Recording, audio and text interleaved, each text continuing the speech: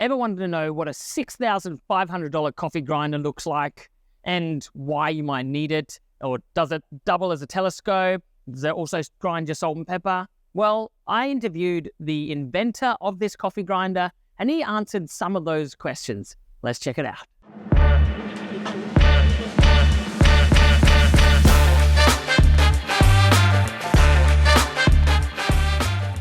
Hey guys, we're here with Douglas Weber, the guy behind the Weber Key, EG-1, and many other Weber innovations. So thanks for talking with me today. Tell us a bit about the EG-1 and the functionality and your thoughts and like how you came into innovating that product. One of the main things, when we were getting to this one was we're very focused on single dosing. I believe that single dosing is the future. Why we got into that is we saw people in many coffee shops, and I still see people in coffee shops doing this, where they're grinding into a portafilter and then putting it on a scale and then using a spoon and throwing away ground coffee. Yeah. And when I saw people doing this, it was like this glaring red, like flashing beacon of like, what's going on? And it really comes down to like the machine isn't able to put out what the barista needs. And people are compensating for that. They're compensating for a bad machine by throwing stuff away. And you're throwing away coffee beans that were grown across the world in some other place, shipped over here, then roasted, like all these like really precious things being wasted because of bad machines. And it's like, all right, like we got to fix that. And while we're fixing that, we got a bunch of other things to fix as well. And when we did this, it was, we had to make sure whatever you put in, you get out. We had big problems with people like trying to like align their grinders and do other stuff. And it's like, well, you wouldn't need to do that if you built it correctly. So it's really designed, from like ground up, where we're not putting together a cheap motor inside of a shell and just like slapping it and then trying to like, turn a bunch of knobs to get it straight or parallel. It's like from the beginning, things are kind of made to work right. And then we get into like sort of cleanliness and usability. And it's like, I wanted to make sure that anything we do is cleanable in just a few seconds without any tools. So I don't know if you guys have ever seen like the inside of an EG-1, but like you basically just pop a couple things off and you can do this with your fingers. And now you're here at the heart of the grinder. Yeah, wow. And this is like a full clean in just a couple of seconds with a brush. Yeah. And when you're done, I haven't changed my grind setting. I haven't changed my alignment. I haven't changed anything, but everything just comes right back, is on, and you're ready to go again. And I just did what takes an hour. Yeah. It's like another type of grinder that you have to like disassemble and remove screws. And then finally you have all this retained stuff on the inside. This isn't even really retaining it. So even though the cleaning is by nature much less necessary, when you do it, and you should do it, you can do it daily in just a few seconds.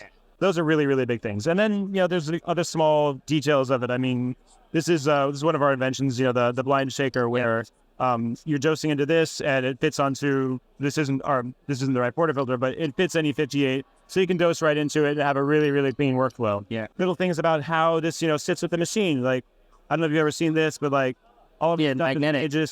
Everything is made to just like kind of be centered there, right where you need it when you want it. The adjustment on this, I mean, people talk about step versus stepless, and I think the only reason steps motors ever got a bad rap was that they didn't have the granularity need to fine tune your grind. Yeah. When you're making stuff like ours, which are made in aerospace manufacturing facilities, we can get 5 microns per step on this, which gives you all the granularity you need. But better than that, you get the repeatability. Yeah. And you could actually have, several coffees on file. You can have Kenya, Ethiopia, Rwanda, like all this stuff, Brazil. And if you know your dial-in number for each, you can go back and forth without crosstalk and hit it like on the head each time. And you just can't do that with other machines. That's right. Yeah. And tell us a little bit about the variable RPMs, because obviously, I think, when the Malkoenig EK43 sort of got used in coffee, they were like, oh, it's brilliant because it just accidentally fell into coffee. It wasn't designed for coffee. It was designed for spices.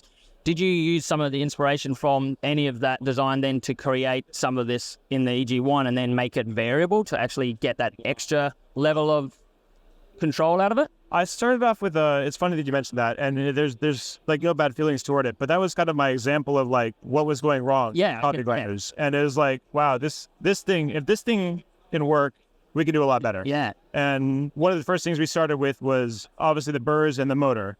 And when I got to motor, like the first thing I got to was like motor tech, and pretty much ubiquitous in the coffee world is using a cheap induction motor, which is what's used anywhere. And when you're doing that, you're just spinning really fast, and you don't really have that level of control. And you also have a much bigger motor for the output because their efficiency is really low. Yeah. And so when we did this, we're never trying to cut corners or shave pennies. So we went with basically the highest torque density for the motor size and something that's made to last kind of forever. Like induction motors and things that have brushes on them they have a lifetime built in. Yeah. A brushless motor like this gives you maximum torque, and there's no touching parts, no brushes having. So it theoretically will last sort of forever. Yeah. And when we did that, one of the things that we realized is we had the ability to add in variable RPM without a huge reduction in torque or any problems as a freebie. Yeah. And so we started off as like, okay, we have this available to us. We're going to make it a feature, not knowing exactly how people are going to use it. And our very first generation of this, it was sort of a test bed product, several years ago. And we found that people loved having the variable RPM. Like they found that with certain beans, they had different characteristics and also with certain burrs. Certain burrs will behave differently at different RPMs. And so depending on the burr that you're putting in this, you can adjust how much like fines production you're getting or not getting with the RPMs.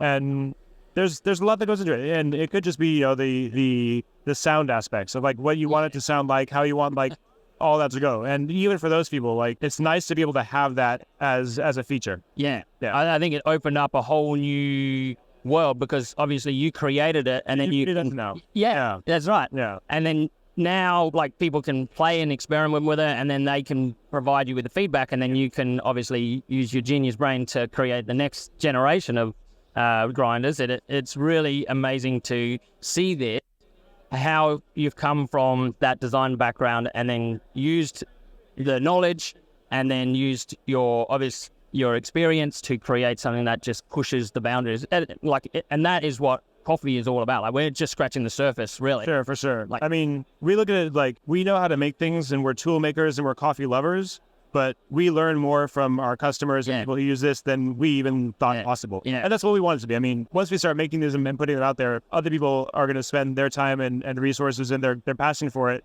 to teach us all the things that it can do. Yeah. And that's great. Well, thank you so much for meeting and I appreciate it and talking with us. This is Douglas Weber, founder of Weber Workshops. And as you saw today, it's about quality design, but not just that. It's about so much more. It's about the little details in everything. I'm Ryde, your coffee coach. Enjoy your brew.